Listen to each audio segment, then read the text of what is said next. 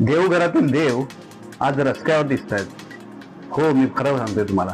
नमस्कार, मी ॲडव्होकेट विनोद जाधव.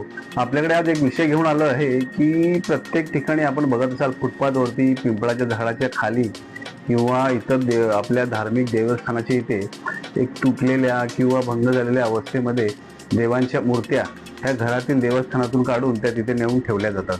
घरातील तुटलेली जी देऊळ असतात, जी लाकडाची असतील किंवा संगमरवरची असतील, ती अनेक ठिकाणी पिंपळाच्या झाडाखाली, वडाच्या झाडाखाली किंवा फुटपाथच्या कोपऱ्यावरती लोक तशीच टाकून जातात. ही खरीच आपली संस्कृती आहे का? तर नाही. आजकाल एक दुर्दैव आहे, म्हणजे अशा या ज्या घटना ज्या वारंवार पुढे दिसतात अशा, त्यासाठी आपण अनेक वेळेला लोकांना सांगण्याचा प्रयत्न करत आहोत. घरातील मोडकळी देव असो किंवा मोडकळी झालेली लहान मंदिर असो किंवा फोटो असो, हे रस्त्यावर आणून टाकणं हे आपली हिंदू संस्कृती नाही.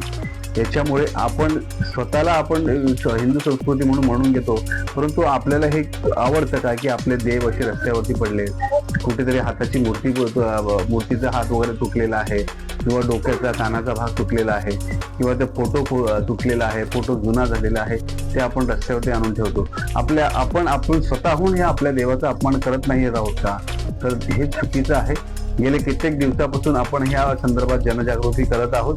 देव ही आपली श्रद्धा आहे. आपला तो फक्त मूर्ती किंवा फोटो नाही, तर आपली ती भावना देखील आहे. त्या भावनेचा आपण आदर करणं गरजेचं आहे. ज्यांच्या साक्षीने आपण रोजचं जीवन सुरू करतो, ज्याच्याकडे मागून आपण आपलं रोजचं जीवन सुरू करतो, त्यालाच जर आपण असं मोडकळे झाल्यानंतर रस्त्यावरती टाकणं हे कितपत योग्य आपल्याला सगळ्यांना वाटतं? आपण नक्की या सगळ्या गोष्टी विचार करावा. या आपल्या भावविश्वावर आपण केलेला हा आघात आहे. म्हणजे आपण ज्या देव पूजेला आपण मानतो, ज्या संस्कृतीला आपण मानतो, त्या संस्कृतीच आपण हे जतन व्यवस्थित न करून आपण झालं की कुठली तरी मूर्ती तुटली किंवा कुठला तरी फोटो तुटला किंवा तो जुना झाला किंवा जीर्ण झाला तर आपण रस्त्यावर आणून टाकतो. हे कितपत योग्य आहे? आपल्या हिंदू संस्कृतीमध्ये आपल्याला भरपूर अशा काही संस्कृतीमधल्या पद्धती आहेत की जी तुटलेली मूर्ती असो किंवा फोटो असो किंवा देऊळ असो, त्याचं व्यवस्थितरित्या पूजन करून ह्या अनेक अशा प्रकार आहेत की ज्याच्यातून आपण चांगल्या प्रकारे आपल्या हिंदू संस्कृतीचा मान सन्मान ठेवून ह्या मूर्तींचा, आपल्या देवांच्या, आपल्या श्रद्धेचा व आपल्या भावनांचा आपण व्यवस्थितपणे आपण लोकांसमोर मांडणी करू शकतो.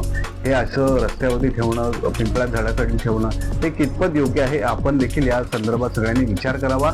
पण ह्या ज्या संस्कृती आहेत त्या आपण सगळ्या मोडकळीत आणून आपली जी हिंदू संस्कृती आहे त्या पद्धतीने आपण देवाचं आपलं चांगलं लोकार्पण किंवा विसर्जन किंवा आपली जी स्थापना आहे ती करावी.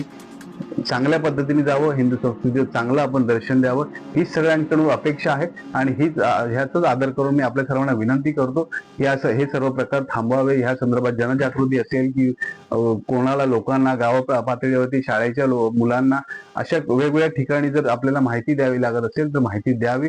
महानगरपालिकेने देखील हे असं मूर्ती किंवा हे मंदिर असेल त्याची विसर्जनाची काही त्यांची पद्धत असेल तर त्यांनी देखील लोकांना जनजागृती करावी. हीच माझ्याकडून विनंती, आपल्याकडून विनंती आहे. त्याबद्दल आपण ह्या संदर्भात नक्कीच विचार कराल ही अपेक्षा ठेवतो. धन्यवाद.